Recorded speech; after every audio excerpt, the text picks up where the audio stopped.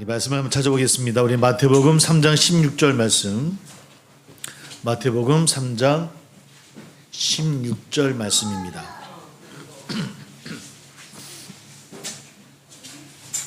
마태복음 3장 16절 말씀.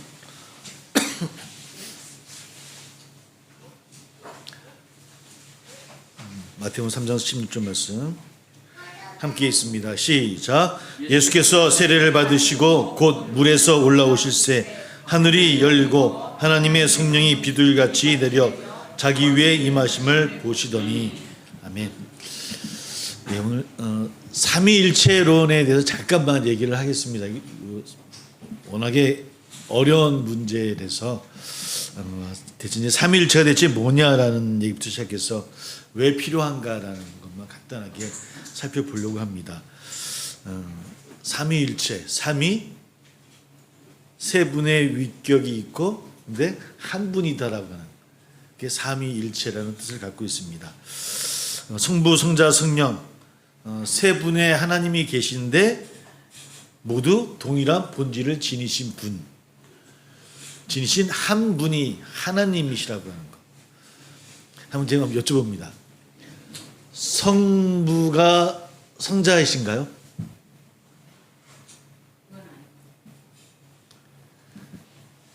성자가 성령이실까요?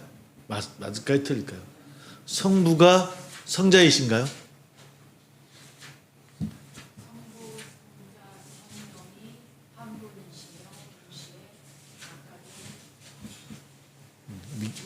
위격이라고 인격을 갖고 계시다고 얘기를 하는데 보통 우리가 성부와 성자와 성령이 한 분 하나님이시다. 세 분의 각각의 위격이 있으시다. 그죠? 그래서 착각하는 게 그러면 성부도 성자시다. 성자는 성령이시다. 아닌가요? 확실하십니까? 왜 아니죠?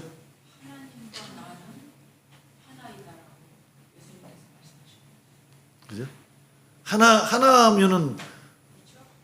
하나면 성부와 성자가 하나시면 성부가 성자 맞지 않나요?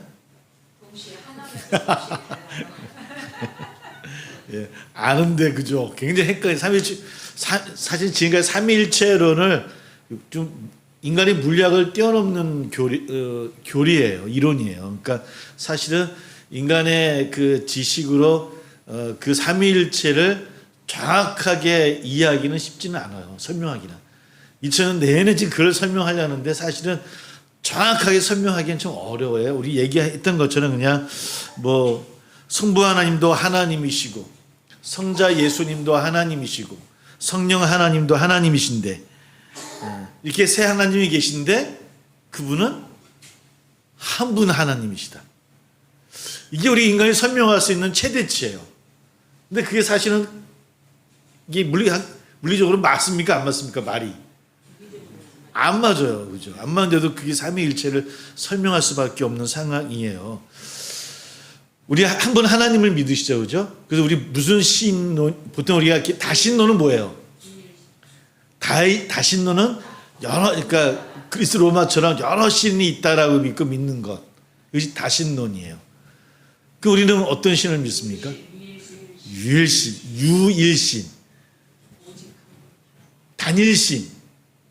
단일신이 유일신과 맞나요? 틀린가요? 일신론. 우리 유일신과 일신론이 같은 말일까요? 틀린 말일까요? 유일신, 일신.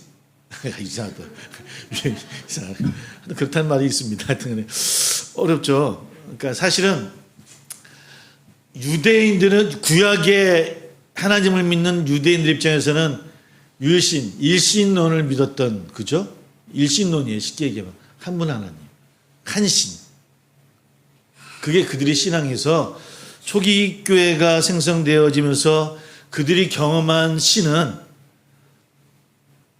하나님도 계시고 예수님도 계시고 성령님도 경험을 해요. 그죠? 그러니까 그도 다 유대인들이었음에도 불구하고 그들이 믿었던 일신에서 갑자기 어떻게 된 겁니까? 몇 개? 세 분이 나타난 거예요.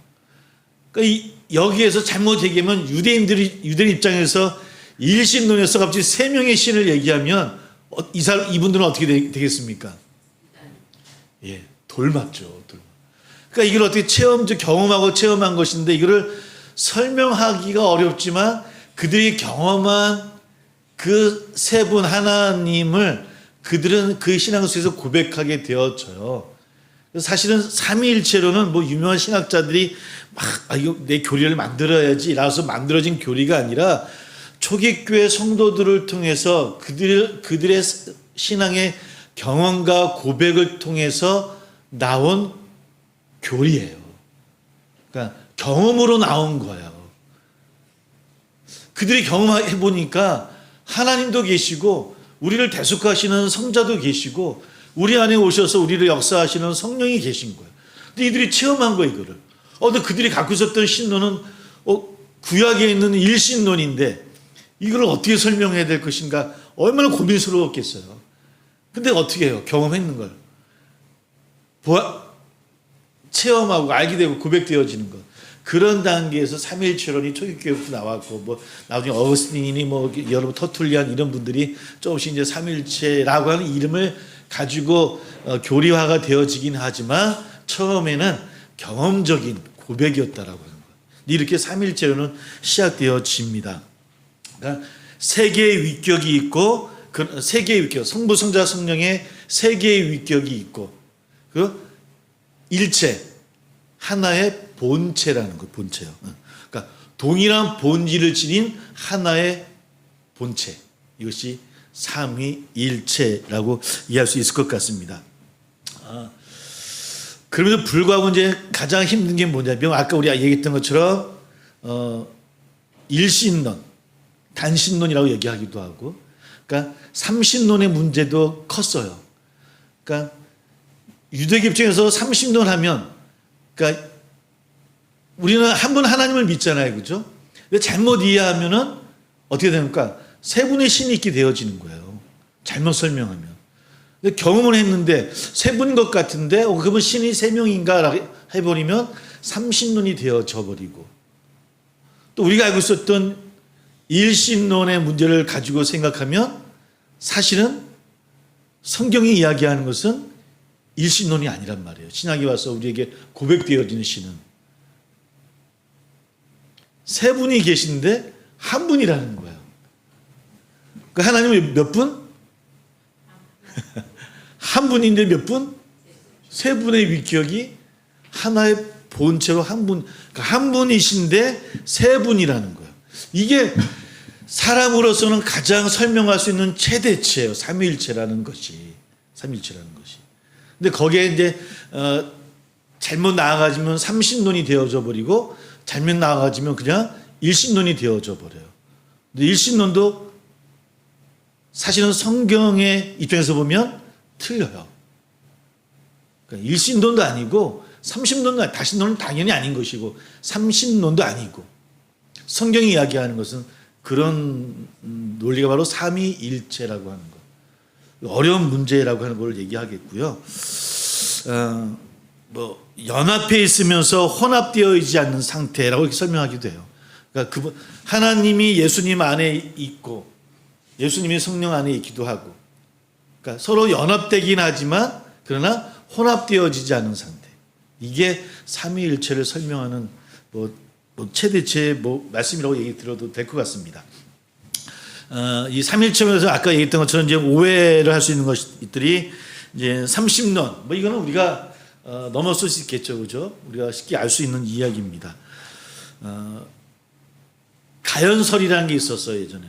초기교회. 가연설이 뭐냐면, 예수님은 실제 하나님이 아니라 유령 같은 그런 존재다라고 보는 거예요. 진짜가 아니다라는 거예요. 가짜의 모습을 갖고 있는. 실제로는 한 분밖에 없다라고 하는 것. 이것이 가연설이에요. 그러니까 실제는 한 분밖에 없는데 예수님, 성령은 그냥 실제가 아니다라고 얘기하는 이런 현실이 이제 가연설이 초기 교회에서도 지금도 마찬가지, 지금도 그걸 믿는 분들이 있어요. 예수님 인정 안 하잖아요. 그러니까 다 가연설에 속한, 그러니까 너무 일신론에만 치우쳐져 있는 그런 이론을 내세우게 되어지면 가연설 같은 그런 이야기들이 나오게 되어지고요. 뭐 양자설도 마찬가지예요. 양자설도 그런 이야기 되어지고. 근데 사실 우리가 가장 좀 조심해야 될 분들이 뭐냐면 사실은 이 양태론이라는 거 아침에도 얘기했던 것처럼 어떤 형태, 상황에 따라서 여러 가지 형태로 나타나신다라고 주장하는 것들. 아까 아침에 얘기했던 것처럼 집에서는 아빠인데 회사에서는 과장님, 부장님이시고 교회에서는 집사님이시다. 근데 이게 얼마 전까지 보통 우리 교회에서 설교실에 설명하던 내용이에요. 부흥회 때 특별히. 이것은 진정한 하나님을 설명하는 내용은 아니에요. 그죠? 아까 아침에도 얘기했던 것처럼 그분은 아빠는 회사 가시면 집에는 없잖아요. 그죠? 교회도 없고.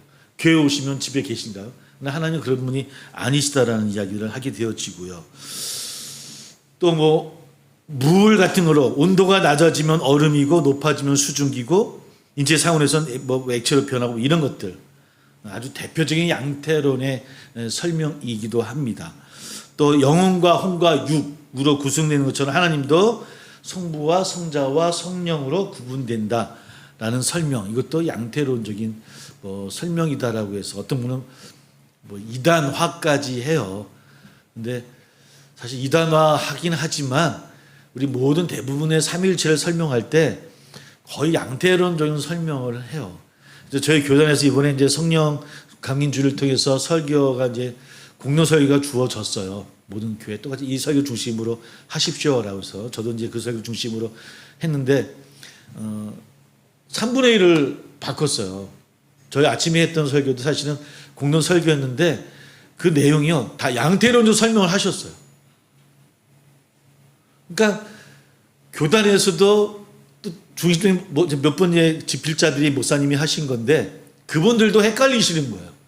이게 양태론인 설명인지 가연적인 설명인지를 헷갈리며 설명하고 있는 거예요. 그러니까 이거 사실 이단이다라고 이야기, 제 개인적인 생각에는 이단이다라고 얘기하기는 조금 좀 어려운 문제다. 아니면 신학적으로 아직 정립되지 않은 내용들이니까 이런 생각을 해보게 되어져요. 그럼 어떻게 설명해야 되느냐? 삼일체를 성경적으로 설명하는데 어떤 것이 가장 좋은 설명이냐고 얘기할 때는 성경이 요한이 이야기한 것처럼 하나님은 사랑이시다라고 한 고백으로 받아들여져요. 하나님이 사랑이시다를 할 때 사랑하는 사람이 있고 사랑을 받는 사람이 있고, 근데 그 사랑하는 사람도 언제는 또 사랑받는 사람이 될 수도 있고, 이것이 자리가 왔다 갔다 하면서도 사랑은 여전히 남아있는 상태. 말하면서도 저도 이해해 주세요. 이렇게 설명하래요. 이게 삼위일체의 이야기인 거예요. 달리 이야기하면 삼위일체를 우리의 지금 지식으로는 아까 얘기했던 것처럼 물리학적인 걸 넘는 얘기이기 때문에 딱 정의 내리기 어렵다는 거야. 그러니까 확실하게 이거다라고 설명하기는 어려운 거예요. 그냥 세 분의 하나님이 계셔요. 각자의 위격은 이제 프로소스라 그래가지고 라틴어로 인격이라고 해석하기도 합니다. 세 분의 인격이 있는데 그러나 그 세 분은 한 분이시다라는 거예요. 저는 이 설명이 예전에 안 계시지만 김희선 선생님이 그러시더라고요. 하나님이시니까 저는 이해합니다. 이러시는데 그게 답이네요. 그게 답이긴 해요. 하나님이시니까 가능한 거예요. 근데 그것이 저도 이걸 보면서 유일신이라는 하나님 한 분이시라는 우리의 신앙의 일신론, 뭐 단신론, 뭐 이런 부분에서 우리가 어떻게 매칭해서 설명해야 될 것인가는 어려운 부분인 것 같아요. 삼일체는 바로 그런 설명하는 거. 왜냐하면 이건 이론이다기보다는 초기교회 아까 말씀드렸던 것처럼 그 성도들이 하나님을 만나고 하나님 통해서 역사되어지고 오순절 다락방을 그들이 경험하고 이런 과정을 통해서 교회를 이루면서 그들이 만난 하나님이신 거예요. 근데 그 하나님은 지금 똑같이 우리도 그렇게 만나는 하나님이셔요. 그래서 삼일체 신앙이 왜 삼일체 신앙을 우리가 강조해야 되냐면, 똑같이 우리가 하나님의 형상을 받았다라고 하는 이야기는 바로 삼위일체 하나님의 그 모습을 우리가 그대로 담았다는 거예요. 서로가 혼합되진 않지만 서로가 섞이고 일치하듯이 우리 또한 세상 가운데 그런 삶을 살아야 된다는 거예요. 서로가 사랑하고 서로 사랑을 받으며 그러나 하나된 모습으로 살아가는 삶, 이것이 삼위일체적인 신앙이고 삶이라고 하는 것이죠. 그 한 분이 튀어나가는 분이 없다라는 거예요. 그 삼일체적인 삶이 무너지면 개인도 가정도 교회도 무너진다고 하는 거예요. 이것이 우리에게 주시는 말씀인 것 같아요. 그래서 삼일체 신앙은 사실은 삼일체 신앙을 강조 안 하면은 어떤 목사님은 제가 한번 영상을 보니까 아주 강력하게 삼일체 신앙을 강조 안 하면 그건 이단이다, 뭐 이렇게 얘기하시는 분도 계시더라고요. 그분도 잘 삼일체는 잘 이해를 못했더라고요. 설명하는데 그분도 양태론적으로 설명하시면서 삼일체를 못하면 이단이라고 얘기를 하시고 계시더라고요. 이거 어려운 문제이긴 하지만 그런 신앙을 우리가 나가야 되지 않을까라는 생각해 보게 됩니다. 오랫동안 이것이 엮여졌었고, 그래서 동방정교 서방교로 나눠질 때도 그들이 깨닫는 거는 뭐라 인격으로, 아까 프로소스로 인격을 얘기했는데 다른 단어를 사용하면서 그들이 뭐라 얘기했냐면 어떤 것에 밖으로 튀어나가는 어떤 초자연적인 현상이라고 받아들였어요. 그렇게 해석을 해요. 그러니까 쉽게 얘기하면 우리 인간들이 이해하기 어려운 실체, 그러니까 실체인데 사람이 이해하기 어려운 실체라는 거예요. 툭 튀어나간 어떤 것, 이것이 뭐다? 삼일체 각 인격, 각 위격이다 라고 본 거예요. 이렇게 설명할 수밖에 없었던 중세, 현실에 왔을 때 그렇게 우리가 받아들이고 있기도 하고요. 그럼에도 불구하고 우리는 삼일체 하나님을 믿습니다. 그걸 고백하고 있고요. 삼일체 신앙 안에서 우리가 하루하루 살아가는 겁니다. 내 안에 하나님, 그러니까 저도 좀 힘들어요. 아침에 설명하다 말았는데, 구약의 하나님이 계시고 신약의 하나님이 계시고 신약의 성자가 계시고 우리 함께 하시는 성령님이 계시잖아요. 가장 가까이 계신 분은 누굽니까? 성령 우리 안에 계시니까. 그럼 늘 성령, 가까이 계신 성령이 우리를 도와주시고 우리를 인도해 주시고 우리를 중보해 주신다. 늘 그분을 가까이 사모하셔야 됩니다라고 얘기를 하려다가 저도 헷갈린 거예요. 양태로적인 설명인가? 맞나? 이런. 오늘 읽었던 마태복음 3장 16절 말씀도 사실은 각각의 얘기를 하지만 그 하나님은 하늘에만 계신 게 아니라 구약에만 계신 게 아니라 지금도 계시는 하나님이신 거예요. 성자 하나님이 이 땅에 오셔서 33년을 사셨지만 그때만 계신 게 아니라 성자 예수님 하나님도 언제부터? 태초 전부터 계셨던 분이셔요. 성령 하나님이 예수를 통해서 보내심을 받아 우리 가운데 거하시지만 시작에만 계신 것이 아니라 그 성령 하나님도 언제부터? 그분도 태초부터 계신 하나님이시라는 거예요. 그러나 우리가 형상학적으로 받아들이는 느낌이라고 할까요? 주신 말씀 그대로만 문자 그대로만 받아들인다고 한다면 가장 가까이 계신 우리 안에 계신 성령을 통해서 우리가 예수님께 또 예수님 중보해 주시는 하나님께, 근데 이 성령과 성자와 성부는 또 하나이신 그분께 기도하는 겁니다. 그러니까 우리 기도할 때 그럼 물어봐요.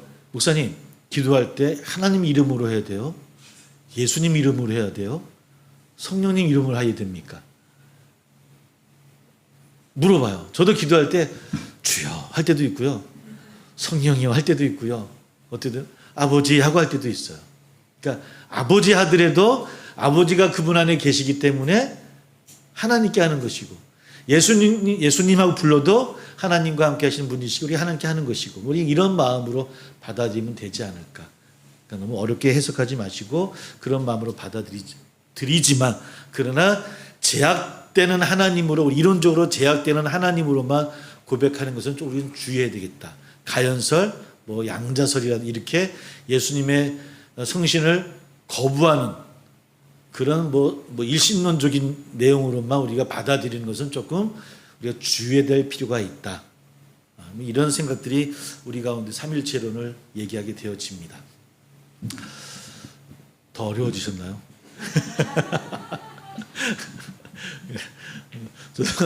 저도 학사 소논문을 삼위일체 어거스틴 삼위일체를 했는데요. 그걸 썼는데 또 써놓고도 무슨 얘기인지 저도 몰랐어요. 저는 그냥 뭔 얘기하는 건가라고 얘기하면서 지나갔는데 신앙생활 가면서 그런 마음은 듭니다. 아, 초대교회 성도들이 느꼈던 그 고백들을 그래서 이렇게 고백되어졌구나. 그런 예수님을 고백하는구나. 그런 성령님을 깨닫고 체험하는구나. 그런 하나님이셨구나. 라고 하는 것들이 체험되어지는 것 같아요.